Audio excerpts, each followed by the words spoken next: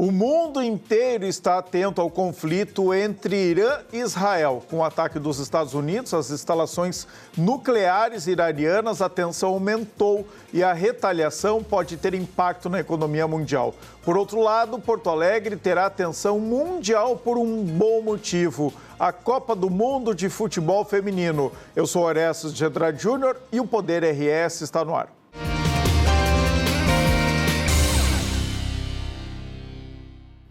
O Poder RS tem o apoio de BRDE, Crédito para Inovar e Desenvolver. O BRS em defesa da advocacia e da cidadania. EasyGen, com EasyGen economizar na conta de luz ficou mais fácil. Dush, a bebida zero álcool da Fante Bebidas, sabor que conquista. Pensou em inovação? Vem para Ubra. Chavin, restaurante de comida peruana que traz novos sabores para Porto Alegre. Vamos abrir o Poder RS de hoje com um recado do nosso Banco Regional de Desenvolvimento do Extremo Sul, o BRDE. Pode rodar.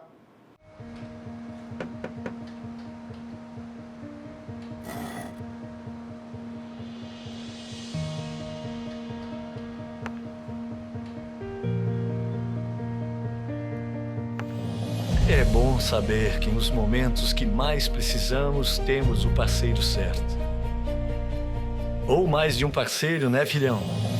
BRDE, o banco que está sempre um passo à frente, é o mesmo que está sempre ao seu lado. Os Estados Unidos entraram na guerra contra o Irã e atingiram 3 instalações nucleares em uma operação considerada bem-sucedida pelo presidente Donald Trump. Agora, o Irã ameaça fechar pela primeira vez na história o Estreito de Hormuz, por onde passa 30% do petróleo global. E quando impacta o petróleo, nós sabemos, impacta a economia global bem perto de nós, os nossos bolsos. Para entender como isso afeta aqui o Brasil, Porto Alegre, o Rio Grande do Sul, eu converso agora com o economista-chefe da CDL, Oscar Frank. Bem-vindo ao Poder RS de novo. Obrigado, Orestes. Sempre é uma alegria conversar contigo. Nós estamos sempre à disposição. Vamos lá, o mundo olha com uma atenção e com medo, né, esse conflito no Oriente Médio, que a cada dia parece que aumenta. Agora há pouco a gente recebeu informação aqui que o Irã atacou também bases militares dos Estados Unidos, ou seja, é mais um passo a uma guerra que pode se tornar global. O efeito imediato que a gente já está vendo pelo mundo é o aumento do petróleo e aí, por consequência, o aumento dos combustíveis. Como é que vocês estão analisando essa repercussão no nosso bolso aqui no Rio Grande do Sul? Bom, talvez essa seja a via mais clara do impacto dessa questão geopolítica que naturalmente acaba gerando toda sorte de preocupação que nós temos em virtude das consequências econômicas. Então, como tu bem disseste, isso já tem provocado uma alta da cotação do barril de petróleo. Lembrando que é a partir do petróleo que nós fabricamos, elaboramos uma série de bens dentro da economia que são relevantes, como os combustíveis, e a partir também do encarecimento dos combustíveis nós temos outros desdobramentos sobre a cadeia econômica, incluindo, por exemplo, os serviços de frete, que naturalmente ficam mais claros. Então, essa talvez seja a via mais clara por onde isso aparece, ou seja, um aumento, uma aceleração da inflação, e como resultado nós temos uma preocupação também a respeito de como que isso repercute sobre a política monetária, ou seja, nesse momento que nós começamos a discutir a possibilidade de reduzir os juros nos Estados Unidos ou até mesmo aqui no Brasil, que agora temos um indicativo mais claro de que a taxa Selic passou a não ter mais nenhum tipo de aumento, ou seja, a tendência de que ela fique estacionada por algum tempo, e naturalmente se discute agora quando que efetivamente essa taxa Selic vai começar a cair. Então, essa resistência dos preços acaba trazendo uma dificuldade a mais para que a gente possa imaginar cortes de juros, pelo menos nesse curto prazo.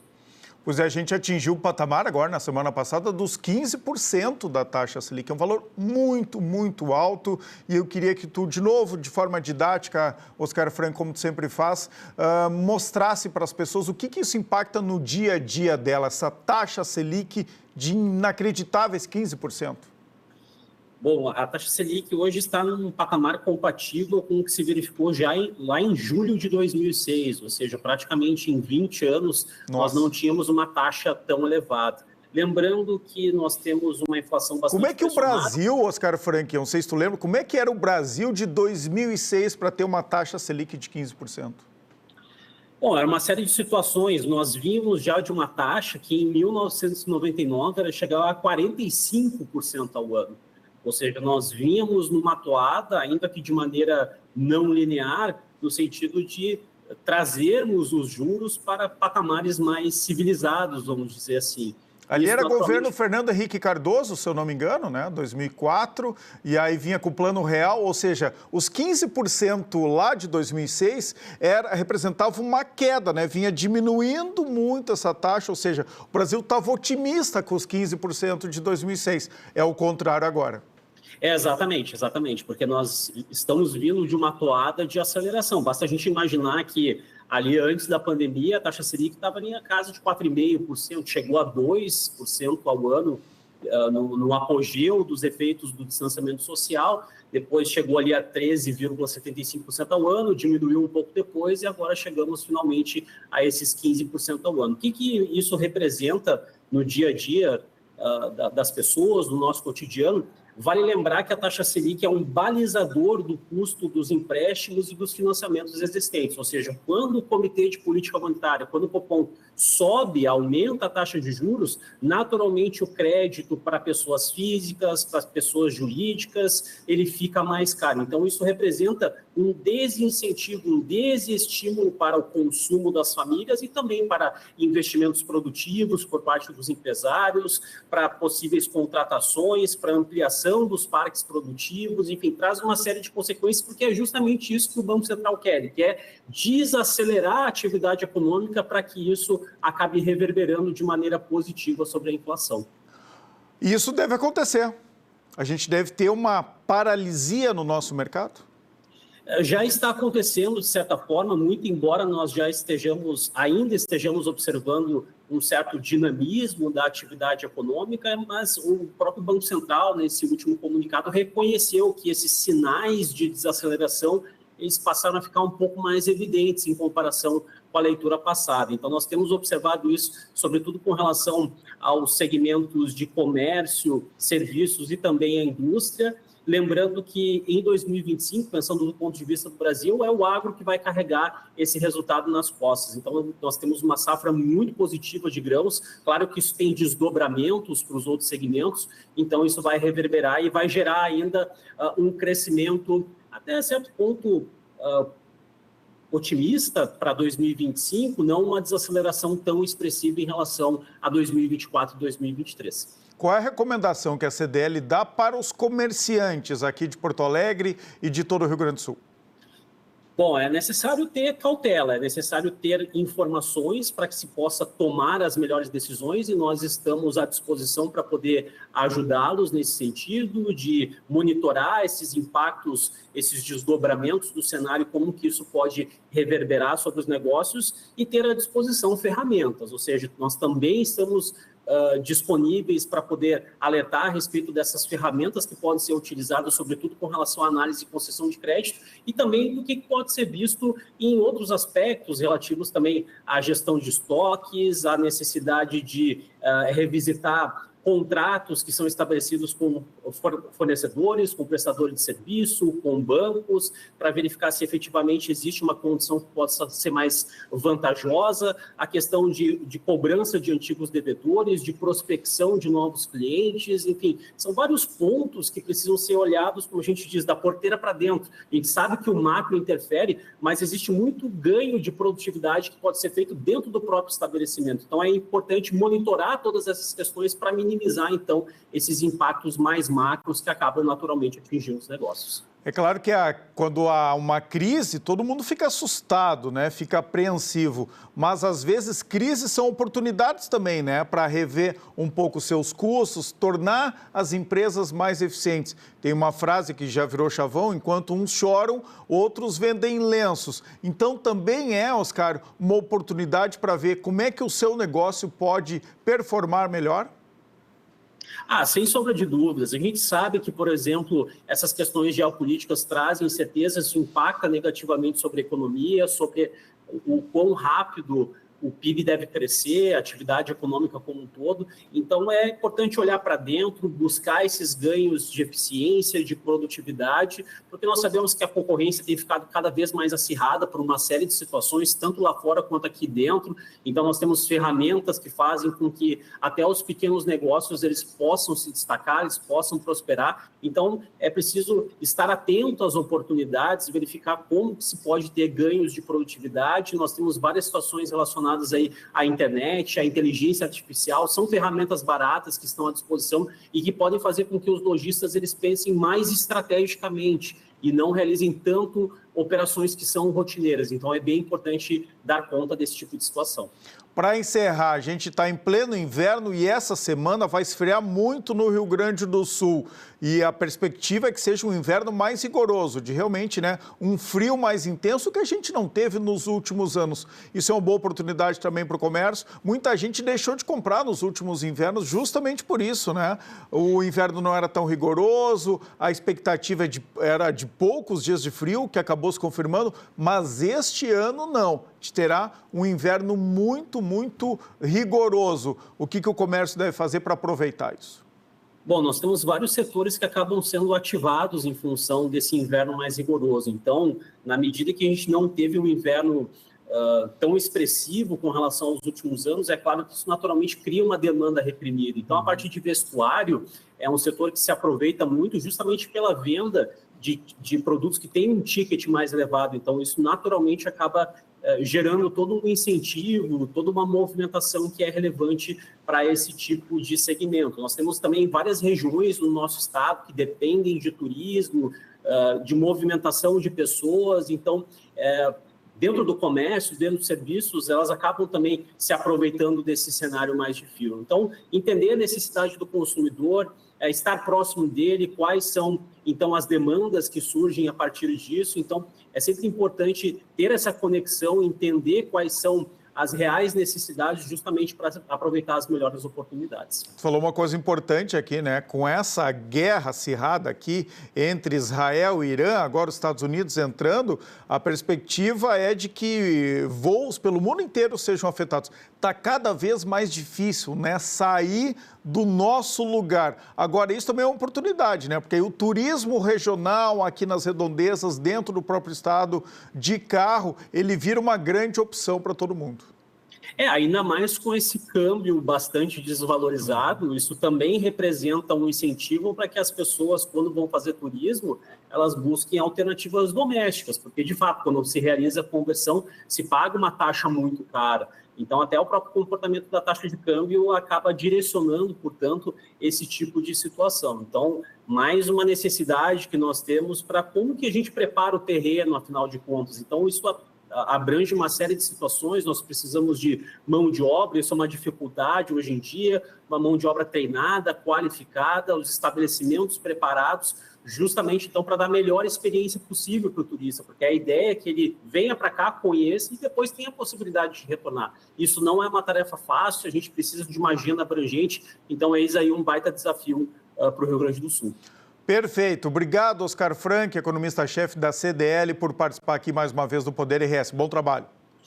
Eu que agradeço, estamos aí à disposição. Quando precisar, só nos acionar, CDL Porto Alegre à disposição de todos. Um grande abraço. Valeu. O futuro chegou com o EasyGen. Com o EasyGen você economiza com energia solar, sem obras e sem investimento. É simples, sustentável e 100% digital. Associe-se e pague menos energia agora mesmo. Simule sua economia na conta de luz em www.easygen.com.br/Orestes. Se preferir, ligue para 51 999 11 4001 ou mande um e-mail para comercial@easygen.com.br. Ainda sobre esse assunto, eu converso agora com o engenheiro agrônomo Ari Fischer, natural de Israel. Ele é adido da agricultura e da água da Baixada Israelense e agora está no Paraguai, enquanto a família permanece em Israel. Ari, bem-vindo ao Poder RS. Muito obrigado, uma honra estar aí apresentando hoje no programa. A honra é toda minha, Ari. Tu estás no Paraguai agora, certamente em missão oficial, e a tua família está em Israel. Quais são as informações sobre esse conflito, né, entre Israel e Irã, agora os Estados Unidos entrando nesta guerra, possível guerra? Quais são as informações que tu tem lá de Israel? Então, eu estou acompanhando diariamente, porque aqui na minha casa eu consigo ver a televisão de Israel, né? Então, eu vejo em tempo real quando minha família entra no bunker, quando sai, quando mandam entrar. Os mísseis iranianos estão atingindo Israel. A defesa de Israel é muito forte, que eles conseguem, por três ou quatro metodologias, derrubar os mísseis antes que eles chegam em Israel. Mas, de vez em quando, um ou outro consegue escapar e passar, né? Uhum. A defesa é antiaérea, a defesa também é através de aviões, através de laser e várias metodologias. Eles conseguiram, com isso, abater muitos mísseis, dos 500 mísseis que já foram jogados do Irã para Israel, devem ter caído 5, 6, 10 no máximo. Tem muita gente sem casa, porque os mísseis são mísseis muito fortes.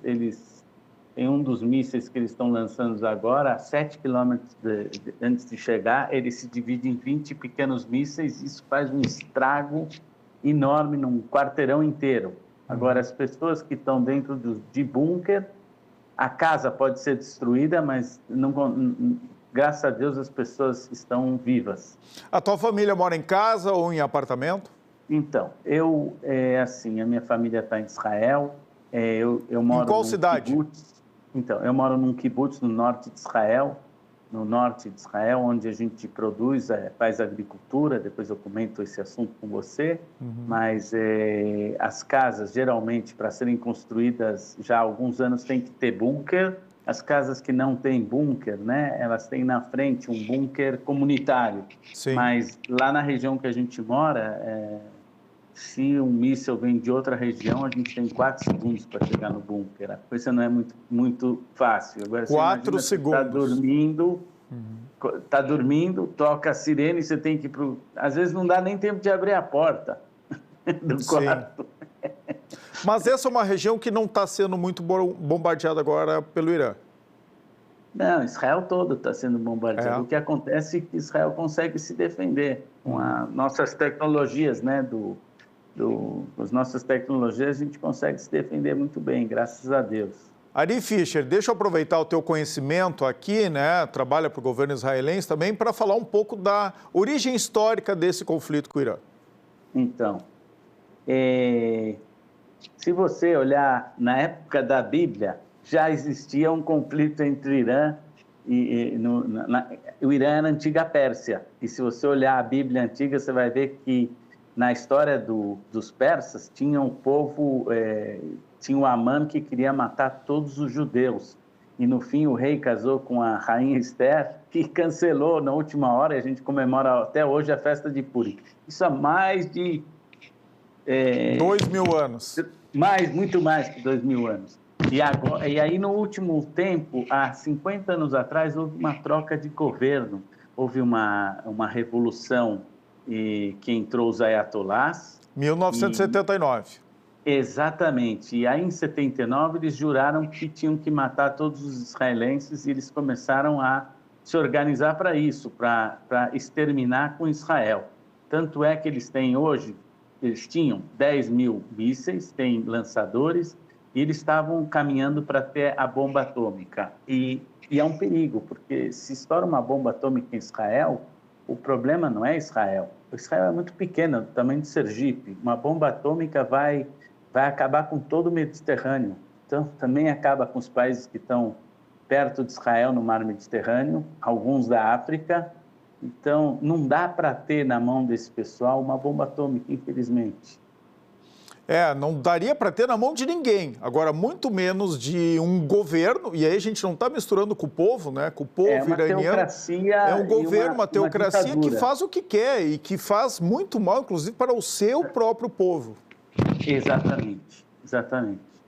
Como é que tu vê, assim, quando tem essa divisão, aqui no Rio Grande do Sul a gente chama de grenalização, né? Onde tem uma briga, uma disputa política entre esquerda e direita, né? Achando que Israel, os Estados Unidos representam o imperialismo, né? Então estariam mais à direita e aí os iranianos seriam um povo, né, mais alinhado com a esquerda. Quando essa briga entra aí em discussões nas redes sociais, o que tu pensa, hein, Ari Fischer? Essa semana que passou, eu escutei um rabino falando sobre isso. O rabino falou o seguinte: tinha uma pessoa que tinha uma opinião, o rabino falou, você tem razão. Aí veio outro que tem opinião contrária, o rabino falou, você também tem razão. Aí o cara falou, mas como que ele tem razão? Eles falam coisas contrárias. Aí o rabino, você também tem razão. Agora falando sério, o que eu acho é o seguinte: ontem, vendo o jornal de Israel, eu vi uma coisa bem interessante. Dentro do jornal, você pode ver 4 pessoas falando opiniões completamente diferentes. Não é o jornal que é de esquerda, o jornal que é de direita, você tem as 2, 3 opiniões, tem uma de centro, cada um fala a sua forma de ver o mundo, a sua forma de encarar. Eu acho isso muito interessante, porque é uma parte de um país democrático. Uhum. Tanto é que em Israel você tem partido dentro do parlamento, você tem partido árabe dentro. Os hospitais são para todos, não tem uma separação, para árabe, para muçulmanos, para judeus, todo mundo recebe o mesmo tratamento. O que eu quero te dizer é que essa briga de esquerda e direita que eu vejo ultimamente é uma coisa que só está servindo para quem dirige o governo para dividir. Quanto mais dividir, melhor. Mas não tem nenhuma vantagem. Eu acho que quando a gente era jovem, pelo menos, eu lembro que tinha gente que gostava de MDB, tinha outros partidos aí no Brasil, mas ninguém brigava por causa disso. E hoje, se você é de direita ou ser de esquerda, você não pode falar com a pessoa, não tem um local para conversar. Seria muito interessante se cada um pudesse expor a sua opinião de uma forma uma forma correta e expor. Eu não tenho nenhum problema de escutar alguém que queira falar sobre o problema dos palestinos. Eu estou aberto para qualquer conversa, mas tem que ser uma conversa franca e aberta. Não alguém que vai dizer que quer te matar, que eu sou genocida, que não conhece a história, não tem nenhum conhecimento nenhum do que passou, do porquê que está passando, o que aconteceu no 7 de outubro. Essas pessoas não têm ideia. Até quando elas falam do rio ao mar, não tem nem ideia que rio que é, que mar que é. É muito slogan, né? Eu até separei algumas curiosidades aqui sobre o Irã. Tem muito, por incrível que pareça, tem muita gente no Brasil, no Rio Grande do Sul, que fica defendendo o governo dos ayatolás. Olha só o que faz o Irã. Lá no Irã não tem liberdade de imprensa, as mulheres são forçadas a cobrir a cabeça, o Irã estava muito perto, né, de ter uma bomba atômica, o Irã financia o terrorismo internacional. Homoafetividade no Irã é crime passível de pena de morte, né? Então, o Irã pouco se importa com o Estado palestino, não é isso que eles defendem, eles querem acabar com Israel, como tu vinha falando. Então, assim, é um regime fundamentalista, muito diferente das nossas democracias. É uma ditadura, inclusive, hoje, que é predominante pelo pessoal dos xiitas, né? Que são dominantes. E no Irã tem 9 etnias, para você ter uma ideia. Tem a etnia persa, tem azeres, os curdos, os lores, os baluques, os árabes, os turcomenos, armênios e assírios. A porcentagem é o que manda. Por exemplo, os persas e os azeres, eles são islamitas xiitas, e a língua que eles falam é persa e turco. E eles são próximos, ou seja, 80% é xiita, que são contra tudo que não é xiita. Ou seja, se você é cristão, eles não são a favor. Você é judeu, você também não é a favor. Ou seja, depois nós temos dentro do governo mais 10% de curdos, que são totalmente contra o governo. O grande perigo é que os curdos, tem curdos na Turquia, tem curdos na Síria, tem curdos no Irã. Se esses curdos resolverem fazer um país novo, é um problema para todos eles, tanto para a Turquia como para o Irã, né? Depois a gente tem também o menor, a porcentagem de pessoas que tem lá são os armênios e os assírios. Os armênios é 1%, os assírios são 1%, um é cristão ortodoxo, o outro é cristão oriental, e eles são oficialmente minoria religiosa e eles não têm nenhuma representação política, ou seja, não só que não tem, a representação política é limitada, não pode participar do governo. A gente está perto de uma terceira guerra mundial?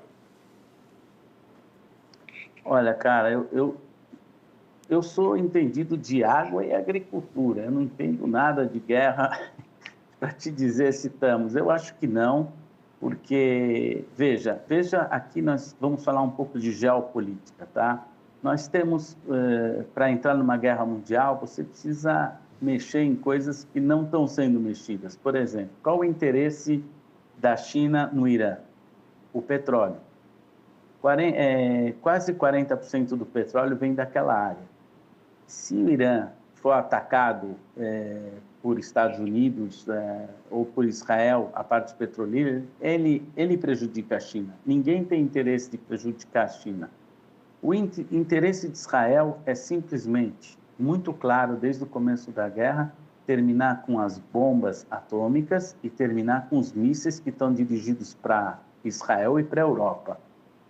Se o interesse dos Estados Unidos é o mesmo, ele sabe que essas bombas que hoje alcançam 2.000 quilômetros, amanhã podem alcançar mais quilômetros. Mísseis teleguiados podem chegar amanhã nos Estados Unidos. Agora, a Rússia também não tem interesse, ela está agora em guerra tem a guerra dela, pessoal, que está para acabar, se Deus quiser vai ter um fim nessa guerra na Rússia também, e a Rússia não quer entrar em guerra com Israel, nem com os Estados Unidos, não tem nenhum interesse. Então, a chance de ter uma guerra mundial, acho que é pequena, e eu acredito que não, mas Deus veja, eu sou adido de agricultura e água, minha opinião em relação a isso não deve pesar, Vamos falar mais sobre agricultura. É papo de bar, entendeu? Claro. Vamos falar mais sobre agricultura e água, né? Que é realmente onde tu trabalha. Mas antes eu só quero te fazer uma última pergunta sobre essa questão geopolítica e dos israelenses serem muito belicosos, né? Às vezes tem muita gente que fala isso. Israel gosta de uma guerra, de uma batalha, ou está se defendendo preventivamente? Não. Ninguém gosta de guerra. A gente foi obrigado a entrar na guerra no 7 de outubro, quando... Eu te pergunto, esquece agora Israel, qualquer país, imagina se algum vizinho do Brasil entrasse na casa de alguém, degolasse uma pessoa,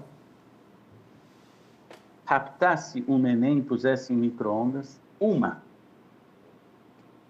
raptasse uma pessoa para outro país, e sem dar nenhuma oportunidade da pessoa receber da ONU tudo que ela tem direito, ela se transforma num refém, estrupar, não sei a palavra, estrupar, como se diz? Estuprar uma pessoa. O que você acha que o Brasil faria? Os gaúchos, eu conheço muito bem os gaúchos, o que você acha que eles fariam? Eles iam ficar quietos? Claro que não. Exatamente. Agora, eles fizeram isso com 1.200 pessoas, sequestraram 1.200 pessoas, mataram,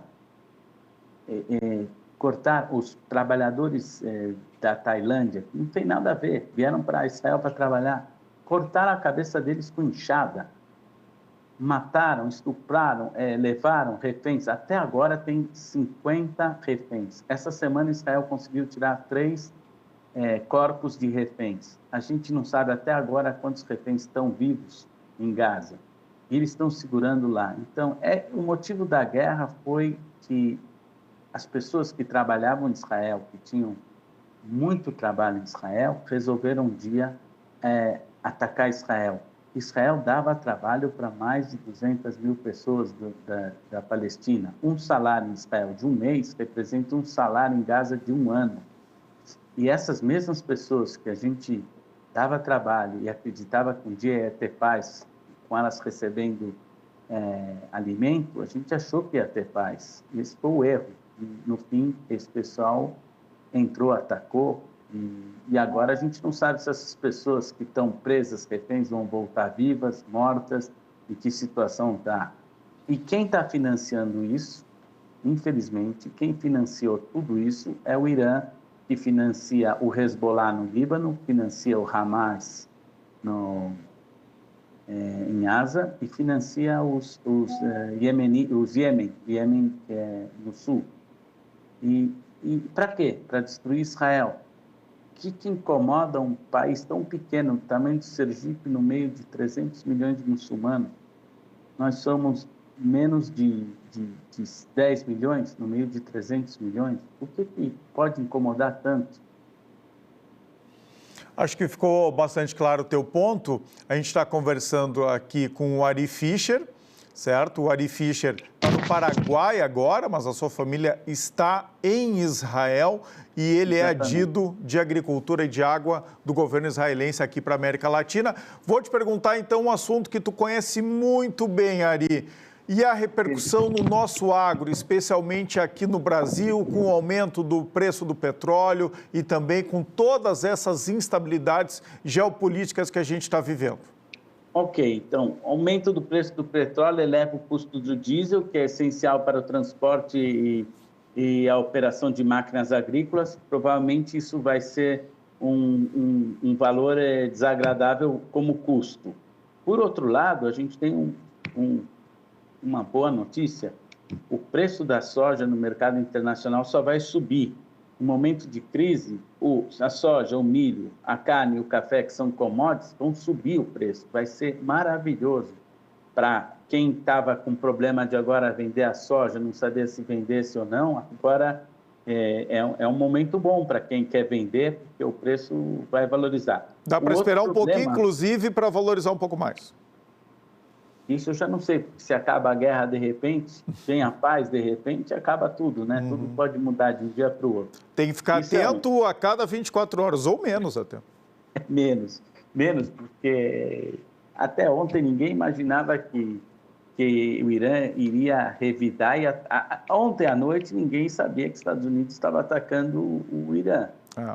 E nessa segunda-feira o Irã atacou bases militares norte-americanas, olha só. Sim, que já se esperava. Essas bases estão no Iraque, vazias, quer dizer, não pegou ninguém, mas se matar um americano, aí você vai ver quem é que gosta de guerra. Agora, falando em agricultura, fora as commodities, a gente vai ter problema do petróleo, né, que eu te falei, isso já falei. Sim. Vai ter uma volatilidade dos preços e vai afetar a previsibilidade para os produtores. Então, o adubo, é isso que eu queria falar. Os nutrientes vêm do Irã, vem muito nitrogênio. E o nitrogênio, você sabe que é um item importantíssimo hoje na agricultura. Na soja vai ser menos importante, porque o pessoal está usando o rizóbio, né, na soja já há alguns anos. Então, o nitrogênio menos vai influenciar no preço da soja, mas a ureia é um item importantíssimo para produzir milho. O Brasil é grande produtor de milho e o milho hoje é essencial no Brasil. Eu estive visitando Goiás, eu vi uma usina de etanol à base de milho, que também agora é uma grande vantagem. Além da cana-de-açúcar, os preços do açúcar estão muito altos, então o pessoal está começando a procurar fazer etanol de outros materiais, como o milho, que antes não era viável, agora é super viável. É isso, a gente vai se adequando, né, para cada situação, o Brasil se adequar a cada situação. Se o preço do petróleo subir muito, eu não sei se o Brasil não volta as usinas a fabricarem etanol, o que para o Brasil é sempre bom, né? Pode ser uma boa solução o Brasil produzir de novo etanol para os carros. Hoje o etanol está gerando energia elétrica com a queima do bagaço, tem as usinas, tem também fazendo biodigestores, também estão gerando energia para diminuir o volume de queima de bagaço O Brasil é um país que vai sair disso e não vai ter assim tanto problema. Já não é hoje tão sensível como era nos anos 70, que os carros eram todos a gasolina, de repente pegou a gente de surpresa. Olha a quantidade de carro elétrico que tem no Brasil, a quantidade de soluções de matriz energética que o Brasil tem. Eu acho que hoje pega menos em relação. E a nossa dependência aqui do agro brasileiro em relação aos fertilizantes ali dessa região em conflito? Então, vai depender de quanto tempo durar a guerra, porque se a guerra acaba, volta a ter comercialização e acho que o Brasil tem opção de trazer o nitrogênio de outros países, o nitrogênio também vem da Ásia, o Brasil pode também produzir nitrogênio verde. Hoje a gente pode fazer muitas alternativas, né? Não tem só o... Eu acho que a dependência, é claro que vai ter uma dependência inicial, mas vamos ver quanto isso dura também. Não acho que a guerra vai durar muito, mas também não dá para saber. Quando começou a guerra com a Ásia, eu achava que ia durar 4 dias e já está quase 2 anos essa guerra. Então, é verdade. É muito difícil saber. É muito difícil saber o quanto vai durar uma guerra. Hoje não dá para saber. Eu espero que essa guerra acabe logo e que Israel e Estados Unidos consigam um bom acordo de paz com o Irã, onde a gente pode conseguir um acordo que não se produza mais bombas atômicas, mísseis, e é isso.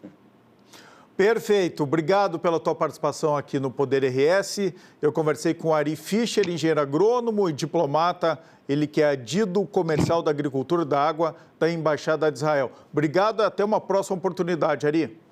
Obrigado, espero que eu tenha ajudado a vocês. Foi uma honra participar do programa do RS e eu espero que vocês consigam resolver o problema das enchentes aí também. Eu estou acompanhando, ontem me ligou o pessoal aí do Rio Grande do Sul, preocupado com essas enchentes, e é uma pena, tanta água, a gente não poder guardar água, né? Mas isso é um assunto para outro dia, uma outra conversa, se vocês quiserem.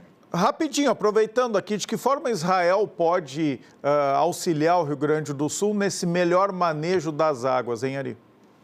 Bom, em primeiro lugar, Israel reaproveita 92% da água residual. Nós não temos água. E o Rio Grande do Sul tem o mesmo problema. Tem muita água em uma certa época, mas tem falta de água em outra época. Então, logística. Israel pode... nós fizemos, há um tempo atrás, nós fizemos um plano nacional da água em Israel, onde a gente hoje produz água. A gente tem água para 600 mil habitantes e hoje a gente tem água para 15 milhões de habitantes. A gente exporta água para 4 milhões de jordanianos e a gente entrega água para 2 milhões de palestinos. Apesar de estarmos em guerra com ele, a água que eles bebem são águas de dessalinização de Israel. E o que Israel fez para armazenar essa água? Então, Israel tem sistemas de tanques de plástico para armazenar. Nós temos a água do degelo do mar. E Israel tem 3 fontes de água hoje. A gente tem o Mar da Galileia, a gente tem água de lençóis freáticos e a gente tem a água da dessalinização do Mar Mediterrâneo. E com essa água a gente consegue produzir e o agricultor paga por cada metro cúbico de água como se fosse beber. Não tem diferença de preço entre a água que ele bebe e a água para a agricultura, e é uma água cara. Então, para resolver esse problema, a gente começou a tratar a água residual, e hoje o algodão produzido em Israel é totalmente feito com água residual tratada com gotejamento enterrado. Perfeito. Vamos voltar a falar mais sobre isso, né? Porque é algo que a gente precisa muito aqui, né? Desse conhecimento, dessas tecnologias aí presentes em Israel. Inclusive, o secretário de Segurança aqui da Prefeitura de Porto Alegre está agora numa missão em Israel, justamente conhecendo o sistema de alertas e o que mais pode ser aproveitado aqui no Rio Grande do Sul. Obrigado, Ari Fischer. Obrigado, mais uma vez, uma honra. Vem aí a Cidade da Advocacia 2025, o maior evento jurídico gratuito do sul do Brasil, está com inscrições abertas. De 5 a 9 de agosto, o Cais Embarcadero receberá 5 dias de palestras com grandes nomes do direito. Te inscreve em cidadedadvocacia.com.br. Cidade da Advocacia, uma realização da OAB-RS. O Poder RS faz um brevíssimo intervalo para BRDE, Crédito para Inovar e Desenvolver. O OAB-RS em defesa da advocacia e da cidadania. Já voltamos.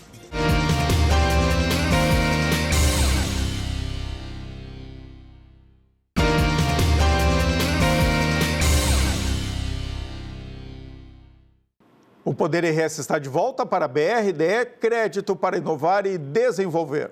Bota ali no teu carrinho, bem juntinho, com sabor. Depois pode dizer, você escolheu a Alibem. Escolheu muito bem. A Alibem é uma empresa gaúcha que produz linguiça toscana, bacon, cortes especiais, o melhor da carne suína, sendo uma das mais modernas indústrias do país, adota políticas de qualidade e sustentabilidade, tendo uma linha diversificada de produtos e uma estrutura capaz de atender aos mais exigentes mercados, exporta para mais de 40 países e distribui seus produtos em todas as regiões do Brasil, garantindo investimentos nas áreas de meio ambiente e biossegurança, proporciona a evolução e o desenvolvimento social. Quando você consome um produto Alibem, além do sabor inigualável, pode ter a certeza da escolha certa por todos esses motivos.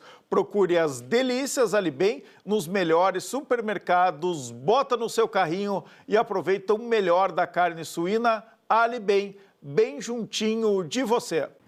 Porto Alegre será sede de mais um grande evento esportivo. Em 2027, a Copa do Mundo Feminina de Futebol vai reunir 32 seleções e a nossa capital vai receber alguns desses jogos. Hoje eu converso com a Débora Garcia, que é secretária extraordinária da Copa do Mundo Feminina, para saber como a Prefeitura está se preparando para esta competição. Débora, bem-vinda ao Poder RS. Obrigada, Arestes.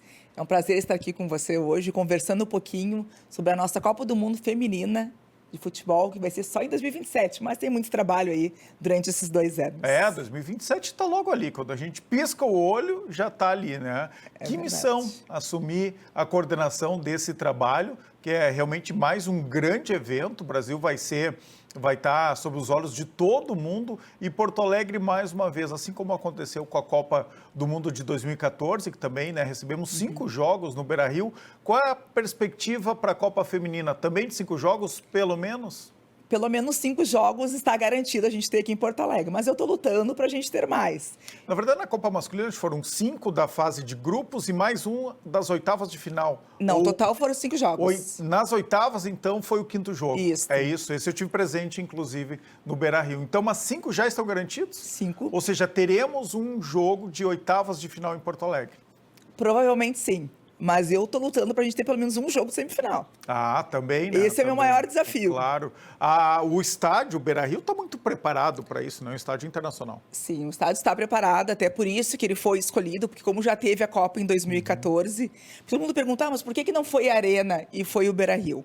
Nós, em 2023, acho que é importante a gente falar, em 2023 nós enviamos a solicitação dos 2 estádios, então, do Beira-Rio e da Arena, e a FIFA que escolheu o Beira-Rio por já ter tido uma Copa do Mundo em 2014 e todo o entorno estar pronto para poder receber eu acho que Copa. Conta muito o histórico, sem dúvida nenhuma, já passou pelo teste de uma Copa do Mundo masculina, mas especialmente o entorno, né, que também tem que trancar as ruas, tem que ter todo um perímetro ali, que fica inclusive sob jurisdição da FIFA. Sim. E o entorno da Arena a gente conhece que tem muitos desafios ainda a serem enfrentados. Exatamente. Então a FIFA teve esse cuidado das 8 cidades sede, as 8 já receberam Copa do Mundo nesses estádios. Então por isso que a FIFA escolheu. Mas a escolha foi da FIFA. Foi da FIFA, não foi nossa. Antes da gente falar da Copa do Mundo Feminina, eu queria que tu contasse um pouco a tua história, se apresentasse um pouco, Débora.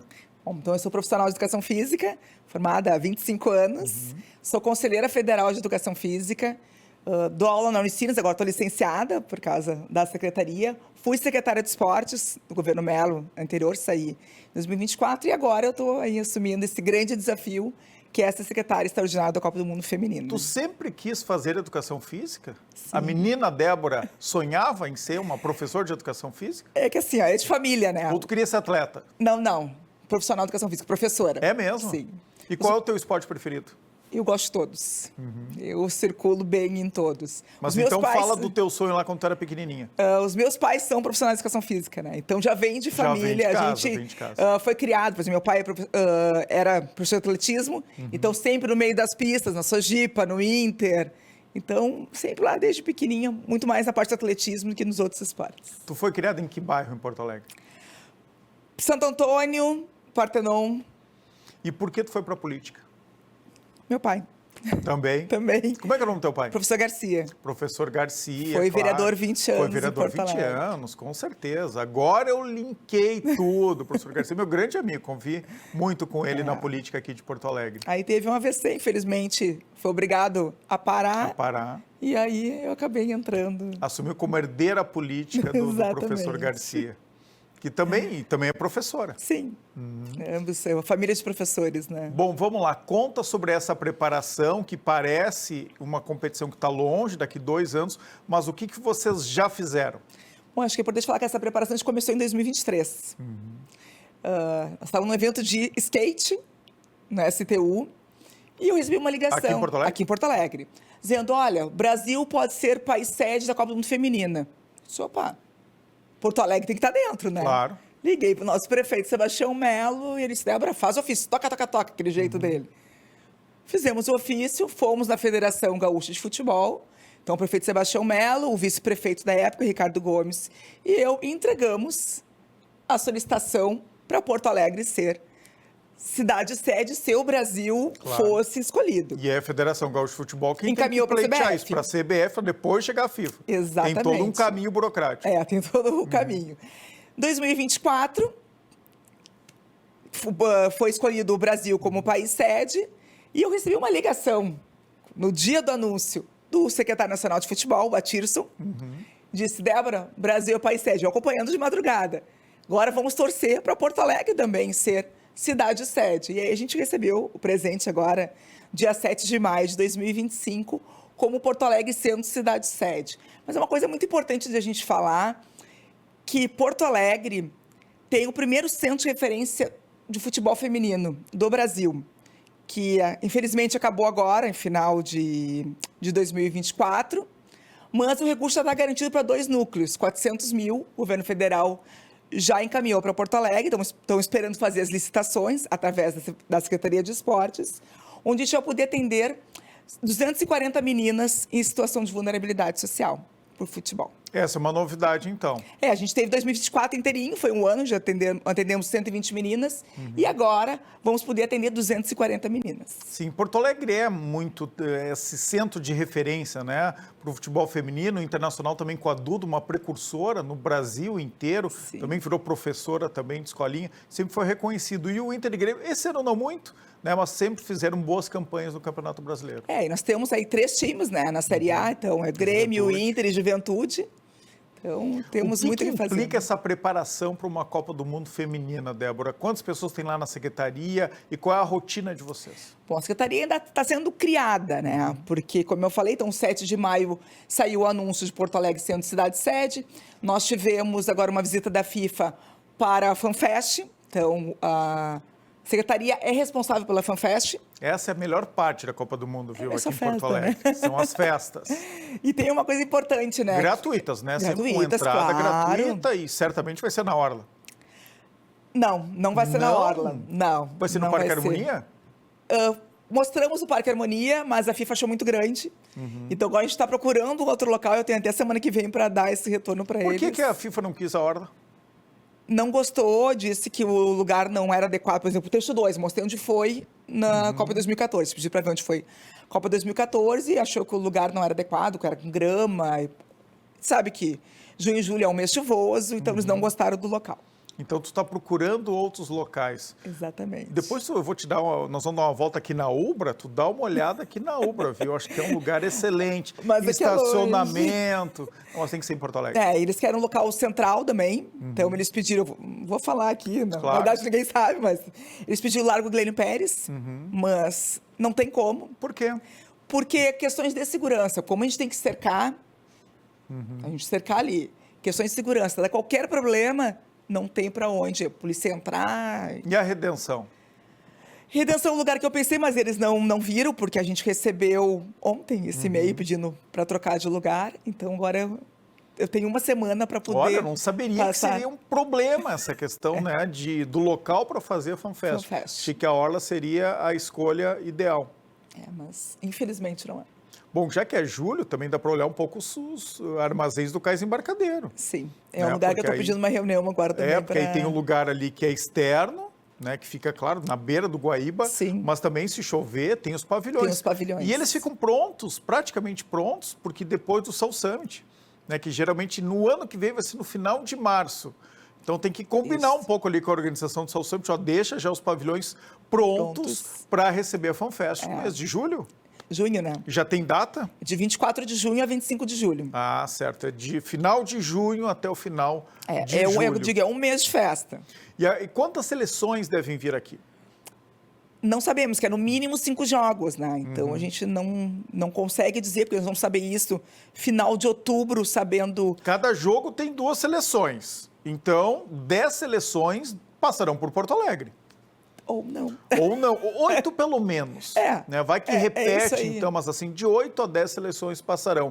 E uma alternativa que sempre essas seleções buscam é colocar os seus centros de treinamento, buscar um local para ficarem hospedadas. Qual a expectativa de vocês? É atrair também essas seleções aqui para o Rio Grande do Sul, não só para Porto Alegre, mas também para os arredores. A Ubra já colocou aqui seu parque esportivo à disposição, tenho certeza que tem outros locais que fizeram o mesmo. Sim, eu posso dizer assim que eu já conversei, que já falaram e colocaram à disposição Viamão, através do Vila Aventura, Bento e Caxias também colocaram, e Porto Alegre, né? Claro, Bento Gonçalves também, tem espaço lá, tem o Spa do Vinho, tem um esportivo, também tem estádio, tem lá o estádio do esportivo. Então tem locais aqui que podem receber seleções, aí para ficar quase que todo o período, né? O nosso aeroporto também tem conexão nacional com todo mundo. Não, e assim, eu estou visitando todos os consulados, porque como a gente não sabe qual é a seleção que vem, então eu estou visitando os cônsulos para dizer assim, venham para Porto Alegre. Claro. Venham Conheçam a estrutura. E venham ser também, ficar como sede aqui. E algumas seleções a gente já sabe que vão estar na Copa do Mundo, né? As seleções mais tradicionais aí do futebol feminino. Estados Unidos, Alemanha, Itália, Suécia, né? As seleções nórdicas são muito fortes. Espanha também. Né? Espanha, Japão. Então a gente tem essas seleções aí que certamente estarão aqui. Qual a expectativa de vocês para movimentar o comércio, movimentação de negócios? Já fizeram isso? Estamos fazendo. Estamos fazendo reuniões, porque como a equipe é pequena ainda, vai crescendo através das demandas. Claro. Então, e final do mês, conforme a data vai se aproximando. Se aproximando, vai aumentando.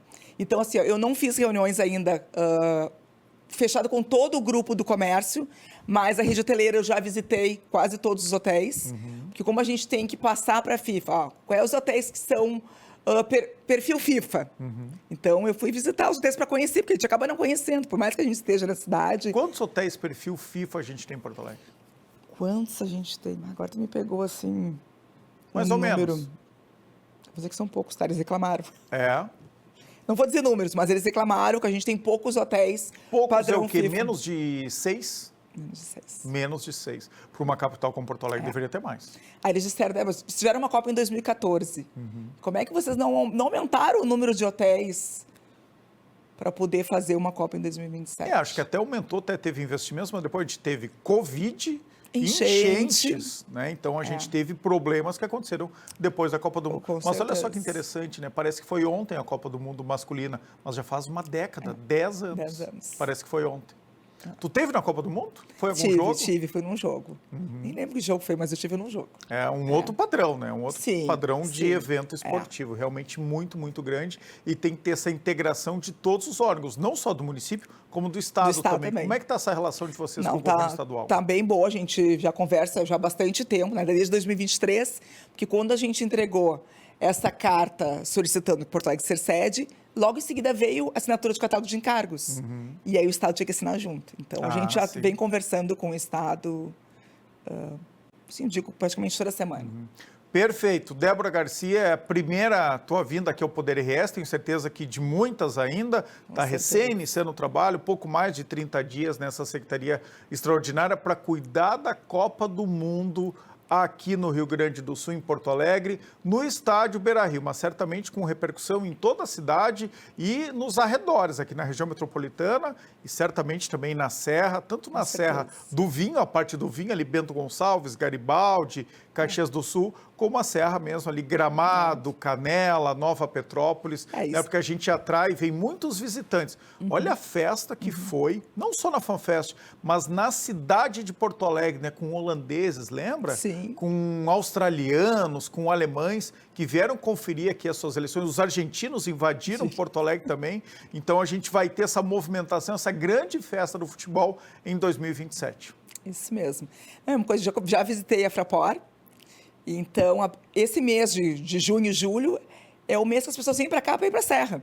Então, já tem a superlotação na Serra. Imagina o que vai ser com a Copa, pensando ali, ok, o pessoal vai para Gramado, mas para Nova Petrópolis, Bento, Caxias, Farroupilha, São vai Francisco acabar... de Paula, também as cidades no arredores. Vai acabar movimentando todo o estado. E é uma oportunidade para empreendedores, né? Tem tempo, é 2027, né? Pensar como atrair aí esses visitantes, esses novos turistas que amam, que adoram futebol. E a gente pede para eles se prepararem, né? Claro. Porque a gente sabe que muitos não estão preparados, assim, de ter alguém que fala inglês, que fala italiano, fale o espanhol, para poder receber esse turista. Com certeza.